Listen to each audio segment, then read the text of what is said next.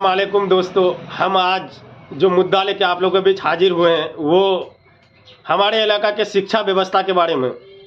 जिस तरह से हमारे इलाका में शिक्षा व्यवस्था है, आप लोग सब बखूबी जानते होंगे कि जिस तरह से हमारे बच्चे सिर्फ एक ही चीज़ के लिए तैयार हो रहे हैं, वो मजदूरी के लिए। क्यों हम इस तरह से क्यों कह रहे हैं? क्योंकि हम लोग अपने बच्चे को पढ़ा नहीं रहे हैं। जो सरकार हर गांव गांव में एक एक स्कूल दिया है, उस स्कूल में हाजिरी सिर्फ बनता है बच्चों का, लेकिन पढ़ाई नहीं होता है और हम लोगों का किसी का ध्यान नहीं है।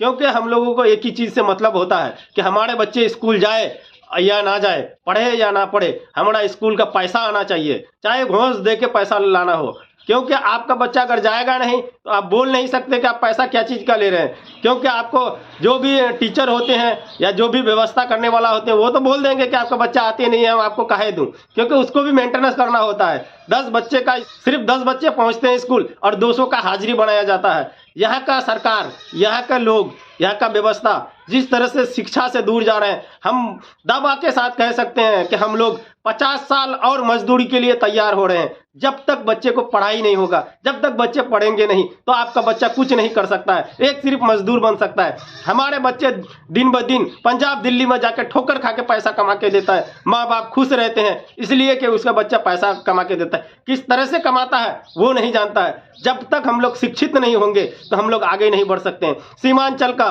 बात है कि लोग खुश होकर कहते हैं मेरा बेटा दिल्ली में जाता है, कमाता है, पंजाब में, क्योंकि उस दिन अलग था जो आज का डेट में सरकार हर गांव में स्कूल का सुविधा दिया है, लेकिन लोग बच्चे को पढ़ाते नहीं है। अगर बच्चे का पैसा नहीं घुसा है स्कूल का तो मास्टर से झगड़ा करने चला जाएगा, क्योंकि इसको पैसा चाहिए, पढ़ाई नहीं चाहिए। हमारा सोच है कि सब कोई एक बार शिक्षा की ओर ध्यान दे और अपने बच्चे को पढ़ाने का कोशिश करे। हर स्कूल में जो भी हमारे इलाका के जिम्मेवार व्यक्ति हैं, बड़े बड़े नेता हैं, एक बात से उसका सारा स्कूल सुधर सकता है। वो लोग भी सुधारना नहीं चाहता है, क्योंकि लोग जानते हैं वो लोग कि अगर ये इलाका के लोग पढ़ेंगे वही जानेंगे कि दुनिया और देश का हालत क्या है। देश के लिए भी वो कुछ नहीं कर सकते, माँ बाप के लिए भी नहीं कर सकता है, क्योंकि वो पढ़ेगा नहीं तो ज़्यादा कमाएगा नहीं। मजदूरी करके कितना कमाया जाता है, 100 200 500 रुपया, वो पैसा से तो घर चलाने में, अपना ही बाल बच्चा पालने में लोगों का मुश्किल हो जाता है, तो किसी की और क्या ध्यान देगा। इसलिए दोस्तों हम कहना चाहते हैं कि आप लोग सब मिलके अपने बच्चे को शिक्षित बनाने का कोशिश करें। खिचड़ी और स्कूल का पैसा का चक्कर में नहाने का कोशिश करें, स्कूल भेजने का कोशिश करें, क्योंकि ये हम लोगों के लिए सबसे ज़्यादा ज़रूरी है। और हमारा नींव जब तक मजबूत नहीं होगा तब तक हमारे बच्चे कुछ नहीं कर सकते। हम ये भी नहीं कहना चाहते हैं कि सिर्फ शिक्षक का ही गलती है। सबसे ज़्यादा अगर गलती है तो हम लोगों का गलती है, क्योंकि हम लोग जिस तरह से अपने हालात बना लिए हैं कि सिर्फ हमको पैसा मिलना चाहिए, उस तरह से अगर पैसे के चक्कर में जाइएगा तो हमारा बच्चा कभी पढ़ पाएगा। हर लोगों से यही मेरा विनती है, हाथ जोड़ के विनती है कि हम लोग सब मिलके अपने बच्चे को पढ़ाने का कोशिश करें। हम लोग जब तक खुद खड़ा नहीं होंगे कि मेरे स्कूल में क्या हो रहा है, बच्चे को पढ़ाया जा रहा है या नहीं जा रहा है, मास्टर कब आ रहा है, किस टाइम में आ रहा है, किस तरह से पढ़ा रहा है, कितना शिक्षक आज आया है, कितने का हाजिरी बन रहा है, हर जिम्मेवार नागरिक का होना चाहिए कि मेरा बच्चा पढ़े। और सरकार से भी मेरा अपील है कि जो व्यवस्था संभालता है, शिक्षा व्यवस्था, जब तक बिहार में अगर शिक्षा लोग शिक्षित नहीं होंगे तब तक बिहार का कभी भला नहीं हो सकता है। कोई किसी से उम्मीद नहीं कर सकते। वोटों का राजनीति करना बंद कीजिए, जाहिल बनाने का राजनीति करना कर लीजिए, लेकिन शिक्षा को बचाइए।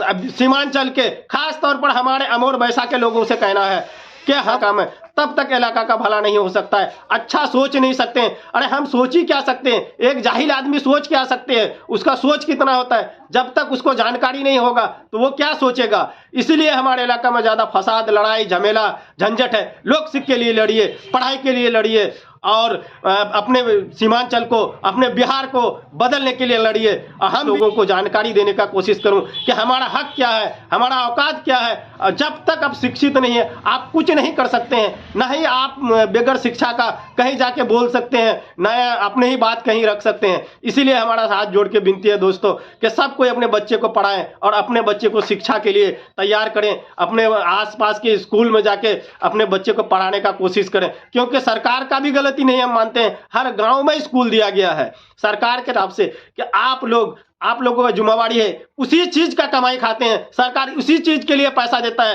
जनता का पैसा देता है, हमारा पॉकेट का पैसा देता है। एक माचिस खरीदते हैं तो हम टैक्स देते हैं, लेकिन आप कुर्सी में बैठ के कुर्सी का लालच में और पैसे के लालच में क्या बनाना चाहते हो बिहार को? आप बताएं। अगर सीमांचल का स्कूल का जायजा लिया जाए कि 8 क्लास 9 क्लास का बच्चे को अपना बाप का नाम लिखने नहीं आता है, अपना देश का प्रधानमंत्री और देश का राष्ट्रपति मुख्यमंत्री का नाम याद नहीं है, अगर कोई मीडिया अगर सवाल पूछ ले तो लोगों का जल जाता है कि मीडिया आके सवाल पूछ लिया, मास्टर से बदतमीजी किया। बदतमीजी कोई नहीं करना चाहता है, हम भी नहीं करना चाहते हैं, बदनाम भी नहीं करना चाहते हैं, लेकिन जो सच्चाई है वो दोस्त सच्चाई है, उसको तो मानना पड़ेगा। जिस तरह से हम लोग आज शिक्षा से वंचित हैं, सब कुछ व्यवस्था रहने के बाद हम लोग शिक्षित नहीं है, हमारे बच्चे नहीं। जय हिंद।